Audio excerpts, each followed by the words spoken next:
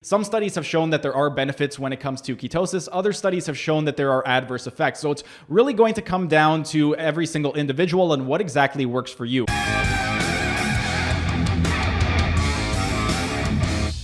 Hey everyone, thanks for tuning in and welcome back to another Sunday Q&A. Steven here with Team Euphoric, and today's question is with regard to ketosis, IBD, and the carnivore diet. A few weeks ago, I had uploaded a video on what I eat in a day, and on that video, I got a question from Connor Miskovich. And Connor asks, what is your thoughts regarding getting into ketosis on the carnivore diet?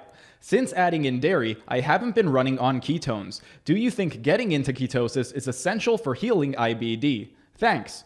Well, Connor, that's a really good question, and to put it plainly, no, I do not believe that being in ketosis is essential for healing IBD. As many of you know, if you've been following me for a while, you know that I was diagnosed with ulcerative colitis back in 2010, and I've also been in remission since 2010. In terms of myself, I have noticed that in terms of my digestion, I do feel my best when I am on higher fat, but in terms of the actual state of ketosis, as long as I'm consuming high fat, it doesn't matter whether I am or am not in a state of ketosis. As long as my fat is high, my carbs are very, very minimal, then I feel my best in that type of situation. However, everybody's going to be a little bit different. With regard to ketosis, studies have shown that there are mixed results. Basically, people that have ulcerative colitis or any type of IBD, some studies have shown that there are benefits when it comes to ketosis. Other studies have shown that there are adverse effects. So it's really going to come down to every single individual and what exactly works for you. Again, I know that for myself, I do really, really well on high fat and moderate amount of protein. If I go very, very low fat, that is going to aggravate my symptoms. So that is why I personally do well on high fat. Now, in terms of what exactly you can do if you do have IBD, aside from being in a state of ketosis, one thing would be removing inflammatory foods. And with regard to removing inflammatory foods, there are a couple things that you could do. Number one is going to be an elimination diet. I've already talked about the elimination diet in a couple other videos, so I'm not going to go into too much detail, but basically with regard to the elimination diet, it's very simple. There are two phases. The first phase is going to be the elimination phase, and that is going to last anywhere from 2 to 3 weeks. During the elimination phase, you want to eliminate all the trigger foods that are going to cause adverse effects with regard to your gastrointestinal health. And one of the ways that you could do that is if you know which foods are really, really aggravating you and you know certain foods are really, really good for you, you would want to eliminate the foods that are aggravating you and try to stick to the fewest foods possible that you know make you feel really, really good. You are going to do that for 2 to 3 weeks. After 2 to 3 weeks, then comes the reintroduction phase. During the reintroduction phase, you want to pick one food at a time, and then every 2 to 3 days, you are going to reintroduce a new food. If you find that you reintroduce a food and you have some adverse effects with regard to your GI health, then you know that that is a bad food for you. You should not be consuming it. If you reintroduce a food and there are no adverse effects whatsoever, then that is a good food for you. You want to incorporate those types of foods into your diet. That is the elimination diet in a nutshell. Once you've done the elimination diet, the next thing that you could do, and something that I'm a big proponent of, is a rotation diet. With a rotation diet, one of the benefits of a rotation diet is that because you are rotating your foods, this is going to help you to prevent new food intolerances from occurring. And with regard to the food rotation diet, there are a couple different ways that you could implement it. There's a complex way, and then there's going to be a very simple way. When I first started doing the rotation diet back in 2010, I kept it very, very simple. But if you do want to go a little bit more complex, you could break down the separate food families and then do one food family per day. The way that the rotation diet would work, if you break down the food families, you could break it down. Let's say you do a 5-day rotation. You could do bovine family on day 1. That would be things like your beef, lamb, buffalo, goat, sheep. Day 2 could be something like your fish family. With regard to fish family, you could lump all fish into one day, or if you wanted to separate fish into different fish families, you could do that as well. Something like codfish would be one of your fish days. Another fish day, you could do salmon and trout family. Another fish day, you could do halibut and flounder family, and so on. Another thing that you could do on day 3 would be something like a pheasant family. Pheasant would be things like chicken, eggs, pheasant, quail, turkey. Then on day 4, you could do swine family. Swine is going to be things like pig, hog, and boar. And then lastly, day 5, you could do the mollusk family. With regard to mollusk, this is going to be things such as clam, mussel, oysters, and also scallops. Now, with regard to these 5-day rotations, this is going to be a little bit more complex. If you wanted to keep it really simple, then you could break it down into 4 basic different meats. With regard to the basic way, way, most people in North America, they're going to cycle through the same types of 4 foods, and that is going to be chicken, beef, pork, and fish. So what you could do is day 1, chicken, whatever cut of chicken you like. Day 2, you could do pork. Day 3, you could do beef. Day 4, you could do fish. And then every 4 days, you would just go back and start from scratch. Now, one of the things with regard to this 4-day rotation, one of the reasons why it's beneficial is because your colon transit time, which is the amount of time that it takes from you consuming a food to popping it out the back end, is roughly 48 to 72 hours. So you want to make sure that you are on a rotation where you consume a food and you are not consuming it again until your colon retention time has elapsed. And that is going to be one of the most beneficial ways that you can do that. Now, if you are the type of person where you are following the carnivore diet and you are 100% beef, then rather than switching up the food family, one thing that you can do is change up the cut of beef. So maybe day 1, you could do something like sirloin steak. Day 2, you could have tenderloin. Day 3, you could have beef liver. And then day 4, you could have ground beef. It doesn't have to be that. That's just a rough example. But that is basically how you can incorporate a rotation diet to help pinpoint the source of your food intolerances and to help remove inflammatory foods from your diet. Now, in terms of other things that I have done that have really helped me with my ulcerative colitis,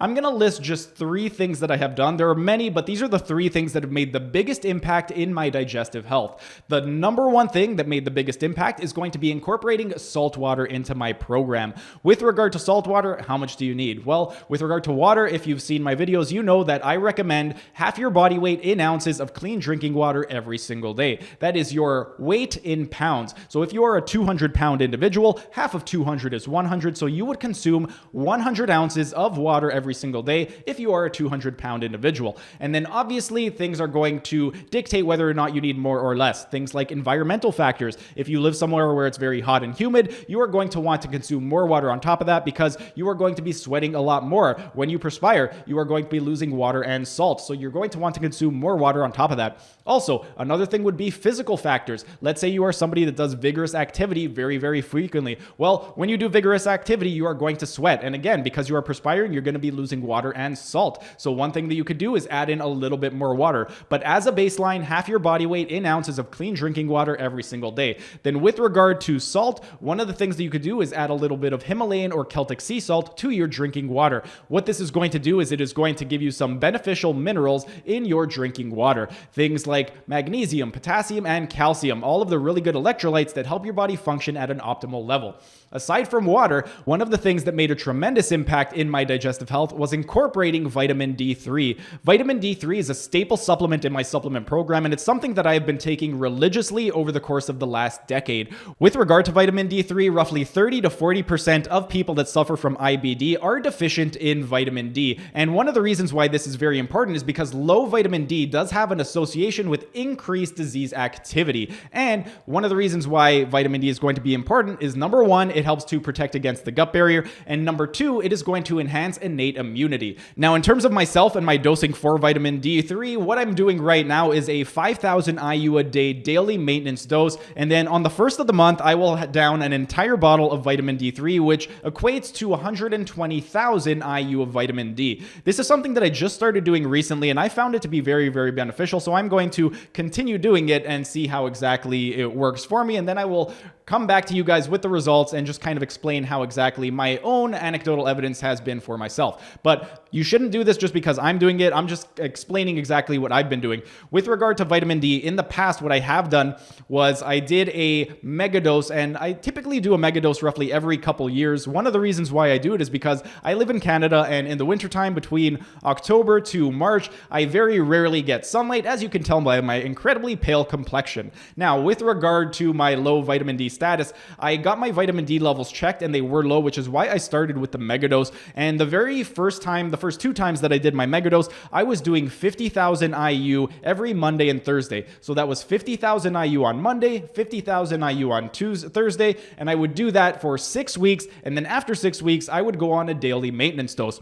One of the things that I found when I was doing the 50,000 IU megadose was it was really good for about 6 to 9 months. And then after 6 to 9 months, I noticed that symptoms would come back a little bit. It was never serious. It was just things like mild loose stool, but it was never to the point where I had blood in the stool or diarrhea or anything like that. But symptoms did come back a little bit. So the third and fourth time that I did my megadose, I had upped it to 100,000. And when I upped it to 100,000 on Mondays and Thursdays, I did that again for 6 weeks. I found that my symptoms never came back again whatsoever. The last time that I did the megadose was earlier this year, and it was back in February and March, and I ended up upping it to 150,000. And ever since I did that, I haven't experienced any issues whatsoever. So for me personally, I know that between 100,000 and 150,000 IU twice a week for 6 weeks is really good for my body, and it helps keep my symptoms at bay because, again, over the last, I would say 8 years, I really haven't had any symptoms whatsoever. If I do get loose stool, it'll maybe come up every month or every two, but when I do get that, it's usually because I've done something that I know I shouldn't have done, but I didn't care because I just did it anyway. But if I do the things that I know I need to do, then my symptoms really don't come back whatsoever. But those are two things that made a tremendous difference. Another thing that made a huge difference, this was incorporating glutamine into my program. One of the reasons why glutamine is going to be really important for people with IBD is because, first, glutamine is the most abundant amino acid found in our blood, and it also lines our intestinal wall. So if you do have issues with digestion, incorporating glutamine would be very, very beneficial. Now, another thing that glutamine is really, really good for is it is going to help to suppress pro-inflammatory signaling pathways. And with regard to glutamine, in terms of my dosage, I have fluctuated my dosage over the last several years. Originally, when I was taking glutamine back about 10 years ago, what I was doing was I would do 20-gram dose one time a day, and I found that by splitting up the dose as opposed to doing one large dose, it was much more beneficial. I found that if I did one 5-gram dose with a meal, that was really, really beneficial at helping remove symptoms with regard to my ulcerative colitis. And lately, I haven't been doing that anymore. The way that I've been doing it lately, at the beginning of the year, February and March, I ended up doing a loading dose with regard to glutamine just to kind of see how exactly it would react to my body. And what I did was I started with 5 grams a day, and then I kept increasing it by 5 grams every single day until I noticed adverse effects. I did that up until I got to 40 grams of glutamine daily. Once I got to 45 grams, I did notice that I was getting some loose stool and some upset stomach. And after about 2 to 3 days of getting those symptoms, I reduced it back down to 40 grams, and then everything went away. And now I'm no longer on that 40-gram dose. I have decreased it even more because I noticed that whenever I would get adverse effects, I would decrease the dose and then I would feel better. So for the last several months, I have been on a very steady dose of anywhere from 20 to 30 grams of glutamine every single day. The glutamine also does have glycine in it. So for every 4 grams of glutamine, I'm taking 1 gram of glycine. And for me, it has made a tremendous difference. What I do right now is I will take 1 scoop of glutamine, and the glutamine that I take, again, it is 4 grams glutamine, 1 gram of glycine, and I will take it roughly every 3 hours. So depending on what time I wake up and what time I go to bed, that is going to dictate how many grams of glutamine I take throughout the day. If it is a very, very short day for me, then I'm going to be taking 20 grams of glutamine. If I'm up really early and I go to bed really, really late, then my dose does go up to about 30 grams, but that's pretty much my dosage for glutamine. I take roughly 20 to 30 grams of glutamine every single day, and I take it in divided doses roughly 3 hours apart.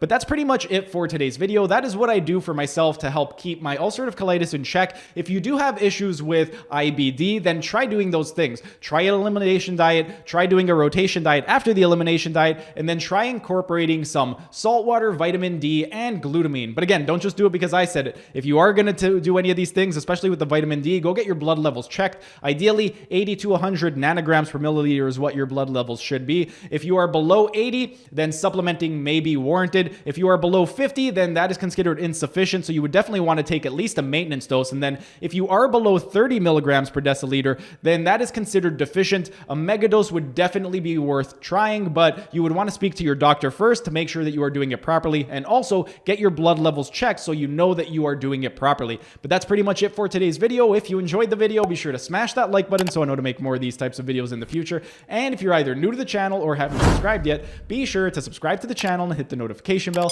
as I will be uploading new videos every single day. That's it for today's video. Thanks for tuning in, and I will see you again tomorrow.